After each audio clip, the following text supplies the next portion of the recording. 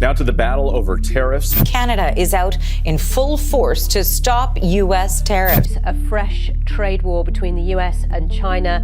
In breaking news, U.S. President Donald Trump has just delivered on his promised tariffs. Donald Trump dug into a strategy of keeping Canada guessing when it comes to tariffs today. Selena, this raises questions about a possible trade war. American President Donald Trump has increased tariffs to Canada, China and Mexico, saying it will boost the US economy and safeguard its borders against illegal migration and drug importation. With this action, we are sending a powerful signal to the world. We're going to defend our workers, protect our jobs, and finally, put America first. A tariff is a tax set by governments on the importation of goods from another country. The government that sets the tariff collects the tax from the foreign company exporting their goods. Generally, tariffs are a percentage of the product's overall value, but in China's case, the US has enforced a 10% tariff on all products. Mr. President, is there anything China, Canada, and Mexico can do tonight to forestall your implementation of tariffs tomorrow? No, nothing. Not right now, no. Let's have a look at how tariffs play out with an often cited example from post-World War II America. Economists dubbed this time in history as the Chicken Wars.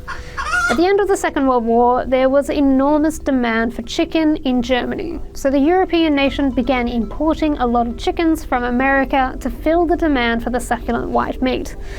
By 1962, it was projected that $50 million worth of American chickens would be sold each year in Germany. In today's money, that's about $500 million. Understandably, European chicken farmers were upset by this, so the European Economic Community, which was the precursor to the European Union, slapped a tariff on chicken. So, a US imported chicken that used to cost $1.50, that was now costing $2.25. And just like that, projected sales of imported chickens in Europe dropped. In today's money, that's roughly an increase from $15.60 to $23.40, adjusting for inflation over time. The tariff angered American chicken farmers who were no longer raking in the dollars they once did. So America retaliated by adding a tariff to European-made trucks. And just like that, European truck sales in the US fell by about half by 1964. The consequence was Germans paid more for chickens and Americans had fewer truck options.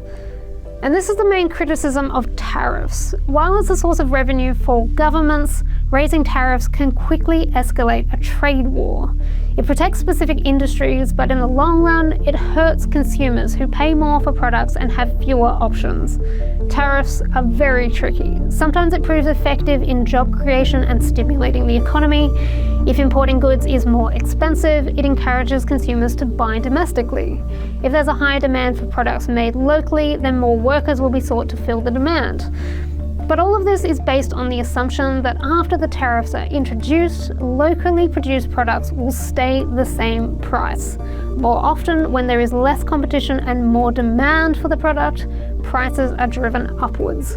If you impose a fat tariff on people who are trying to import that stuff, then American factories and American corporations invest in American workers. That creates good jobs, it creates good products, and it makes us more self-reliant. While it may create jobs, it may also increase costs. And if things cost more to purchase, it has the net effect of discouraging consumption, which means the jobs that were created are often quickly lost again. This is why economists often describe tariffs as self-defeating. The economic burden of the tariffs falls on the importer, the exporter, and the consumer. It stands to disrupt supply chains and hurt the very industries it aims to protect, and it often backfires as countries retaliate by introducing tariffs of their own, promoting an all-out trade war. We are the pot of gold. We're the one that everybody wants, and they can retaliate, but it cannot be a successful retaliation because we just go cold turkey. We don't buy anymore. And if that happens, we win.